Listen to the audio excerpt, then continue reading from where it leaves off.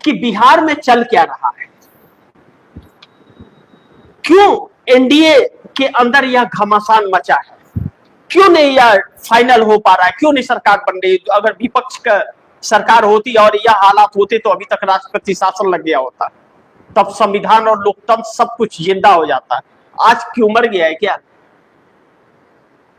आज वह संविधान कहाँ है और वह लोकतंत्र कहाँ है? बिहार के अंदर कौन है सरकार, कौन गृह मंत्री है, कौन रक्षा मंत्री है, कौन है वहां का वित्त मंत्री, कौन मुख्यमंत्री है, वह कौन चला रहा है बिहार को? सभी नियमों के साथ भारतीय जनता पार्टी खिलवाड़ कर रही है और इसकी कीमत इस देश की जनता को चुकानी पड़ रही है। नीतीश का कभी कहा जा रहा है कि नीतीश ने खेल कर दिया, कभी इस बात पर चर्चा करनी पड़ रही है कि नीतीश पलट गए, कोई कभी कह रहा है कि नीतीशवा अभी जिंदा है, कोई कह रहा है कि पलटू राम पलट गए। क्या हम यह माने कि नीतीश ने किया खेल, मोदी का साथ छोड़ दिया? क्या यह दिन, ऐसे दिन आएंगे जिस दिन ऐसा आया कि मोदी का साथ छोड़ा नीतीश ने, तो नीतीश की इज्जत बिहार में और इस देश में बढ़ जाएगी। जो नीतीश सोच रहे हैं अपनी पार्टी का विकास कर दूं, 30 तक कुछ विकास कर दूं और 29 लोकसभा चुनाव में अन्य राज्यों में भी कुछ कर सकूं, उस पलटने के बाद उनके जो मोदी सरकार गिरेगी तो उनकी साख बढ़ जाएगी। अब इसका फैसला तो नीतीश ही कर सकते हैं कि नीतीश पलट जाए, गिरा दे मोदी की सरकार, या फिर बना ले।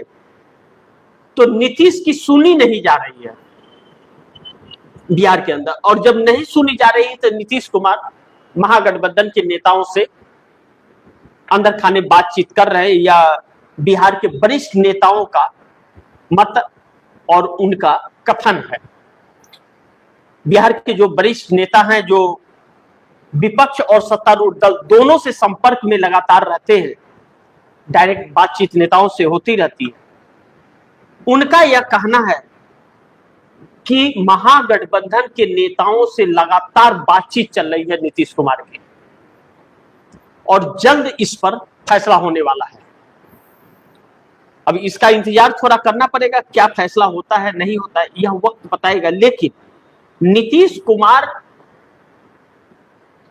को लेकर के जब यह कहा जाने लगे कि बिहार का नीतीश अभी जिंदा है, तो भारतीय जनता पार्टी के लिए चिंता वाली बात हो जाती है कि जिस नीतीश को बिहार और देश जानता है वह नीतीश पलटू राम है। तो वह अपने जिस दिन पलटे, इसका मतलब समझिए वह अपने असली रूप में आ गए, नीतीश पलट गए, तो समझ जाइएगा नीतीश जिंदा है।